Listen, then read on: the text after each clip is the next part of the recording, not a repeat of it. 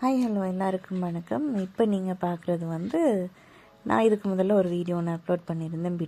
பிட்டு கொண்டு வந்த இதிலேருந்து எடுத்த வீடியோ அப்லோட் பண்ணியிருந்தேன். இப்போ பார்க்குறது பிட்டு கொண்டு அடுத்த நாள் தான் இது. அவங்க பார்த்தீங்கன்னு சொன்னால் அடுத்த நாள் ரொம்பவே டல் ஆகிட்டாங்க. சும்மா பார்க்கவே பாவமாக இருந்துச்சு. அடுத்த நாள் காலையில் வாழைப்பழம் தான் அவங்களுக்கு கொடுத்தது, சாப்பிட்டாங்க.